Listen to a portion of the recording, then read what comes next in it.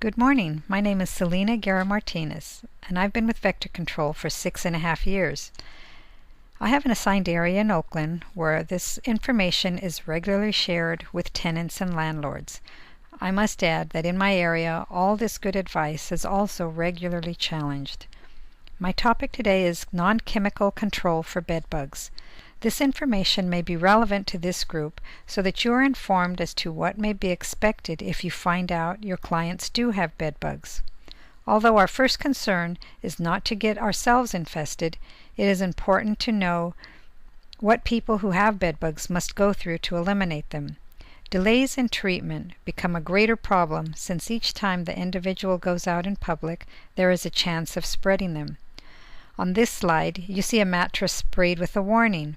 This is not the ideal way to deal with an infested item, but I guarantee I have seen plenty in the streets in my assigned area, most even without the courtesy notice.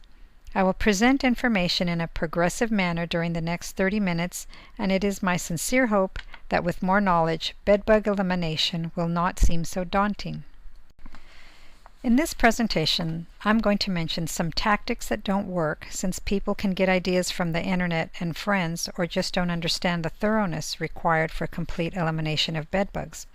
I will mention some non-chemical options.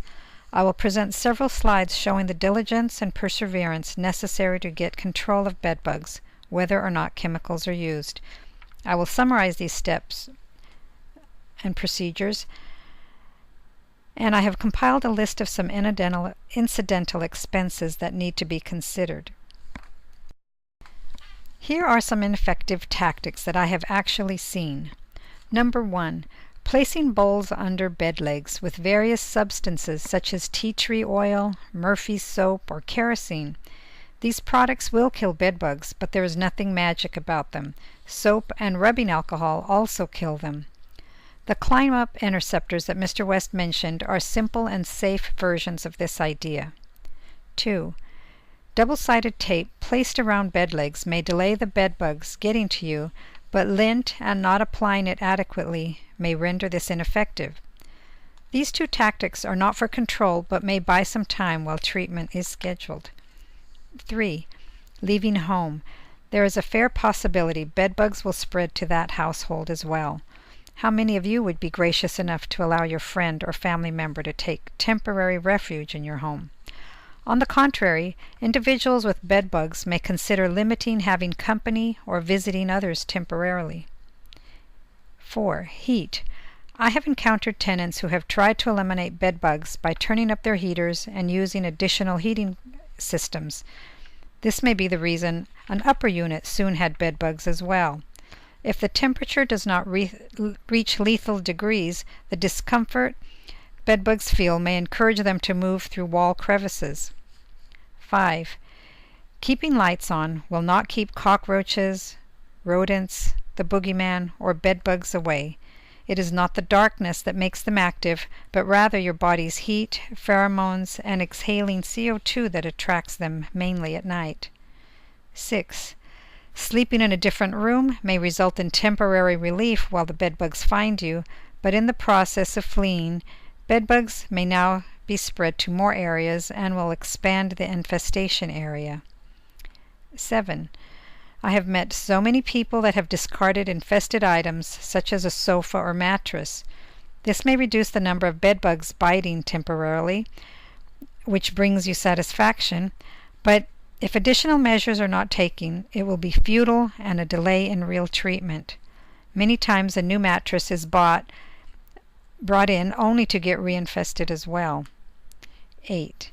Studies have shown that leaving plastic-wrapped items in the sun or a hot car during the summer most likely will not reach the lethal temperature to kill bedbugs. Bedbugs are sensitive to slow rising temperature, and they can move to a location within a plastic bag that is cooler. 9. Bedbug bombs are advertised for killing bedbugs and seem simple and economical to use, but they do not reach the areas where most bedbugs, or cockroaches for that matter, are hiding.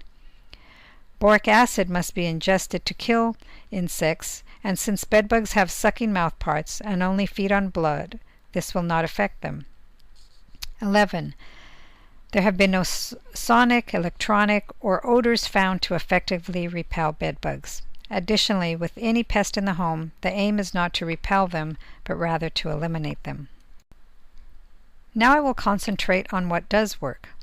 The non-chemical control involves physical removal and using barriers, which, by the way, can be achieved by tenants, management, or homeowners. Various methods using thermal remediation require equipment and usually a licensed professional. Here is what can be done immediately upon finding bedbugs.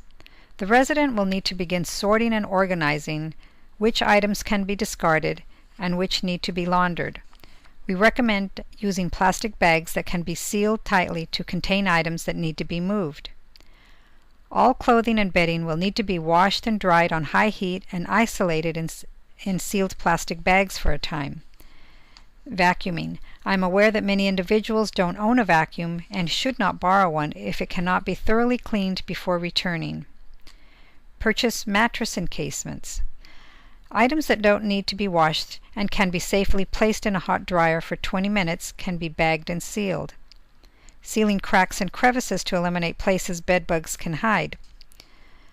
All these items involve some costs, and I will repeat these recommendations with visuals because it is essential as the first step in getting control and is actually part of the preparation in order for any treatment to be successful. Being organized and meticulous is a key for success in eliminating bedbugs. Consider using minimal clothing and bedding during this time to reduce the need to repeat the steps. Each pile or bunch of items that need to be removed should be bagged to prevent the spread of bedbugs. Consider that they may drop off items when moved down the apartment complex hall, in your car, or to another area of your home. Understandably, it may be a tough decision on what to keep and what not to keep.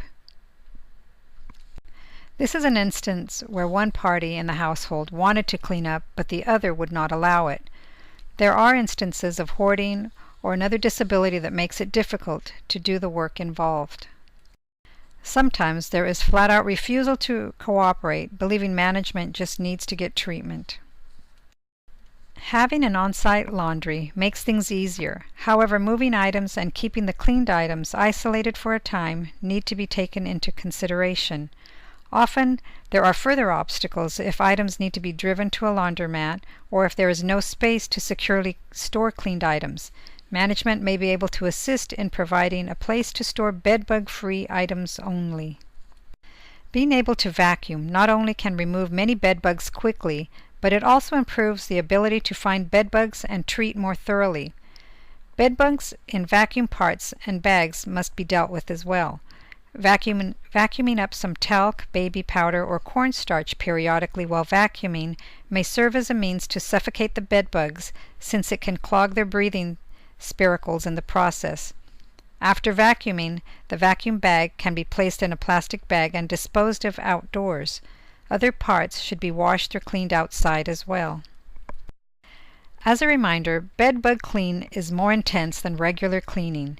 Don't be like the cat in the hat who cleaned up one thing only to contaminate another. Mattresses can be vacuumed, scrubbed at the seams with a stiff brush, vacuumed again, and encased. There are special encasements that can be used both to entomb the bedbugs that may escape the cleaning and vacuuming. They also make it easier to see any new bedbugs that climb on the bed because they don't have any seams for them to hide in. Sealing cracks and crevices can be done before or after an infestation.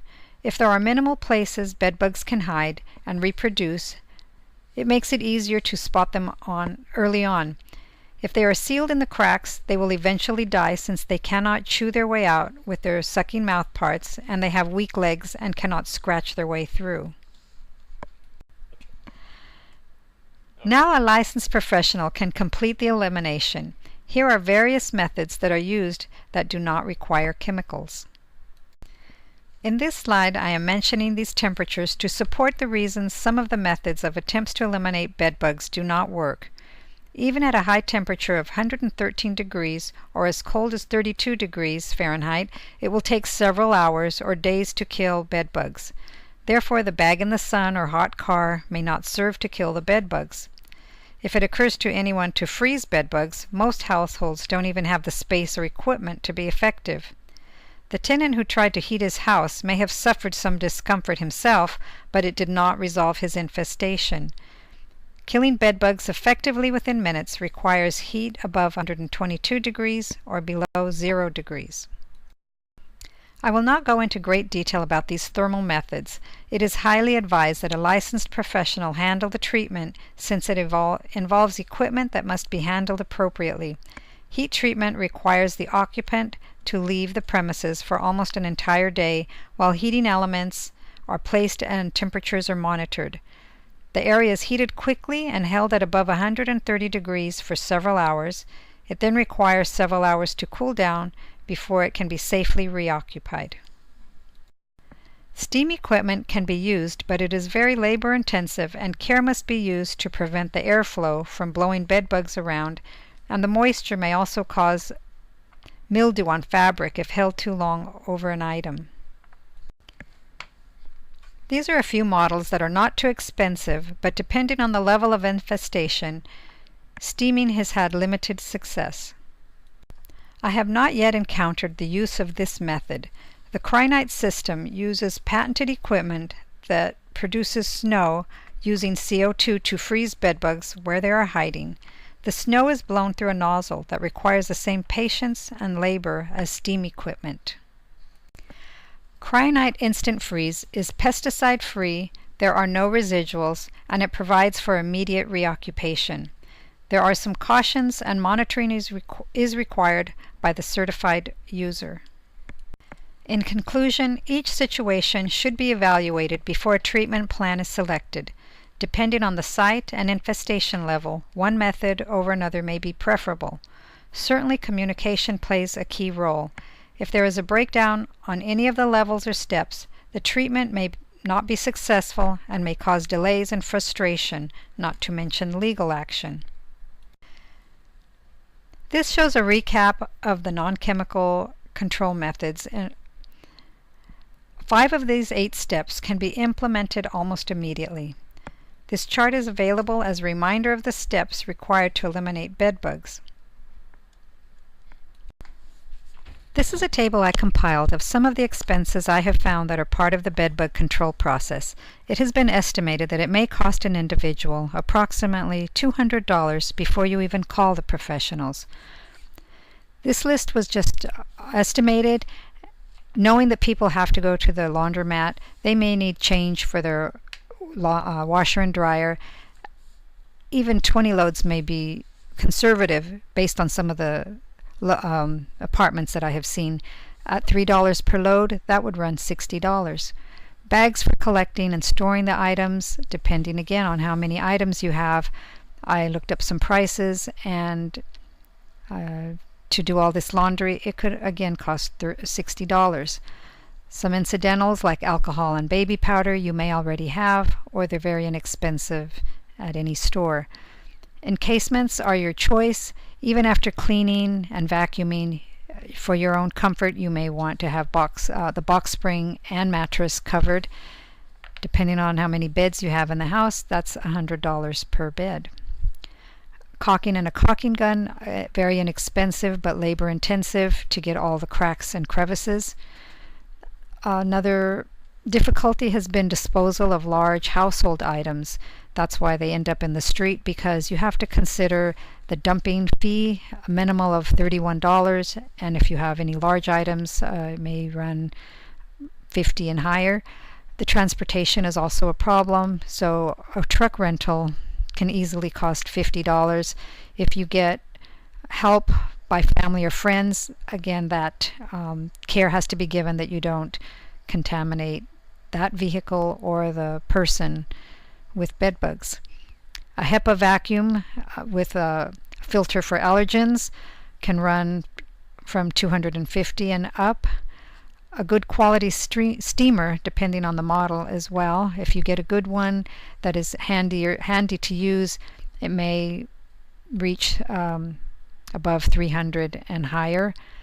And the last two items, the heat and the freeze, are done by professionals, but just so you get an idea versus the chemical treatment, I have heard from management or companies, landlords, that their quotes have been anywhere from 1,600 and higher, and the freeze treatment, just the equipment and the certification can run 945, and depending on the size, the labor will also reach probably into the thousands. Although we do not give legal advice on legal matters, the State of California Health and Safety Code has established that it is the responsibility of landlords to provide pest-free dwellings, and we do urge landlords to handle bedbug infestations promptly. In the meantime, the steps explained today will help to limit the spread. Unfortunately, there is no free lunch when it comes to bedbug control unless you are a bedbug. Lastly, I have listed some of the references used for this presentation. I hope this has been helpful to you. Thank you.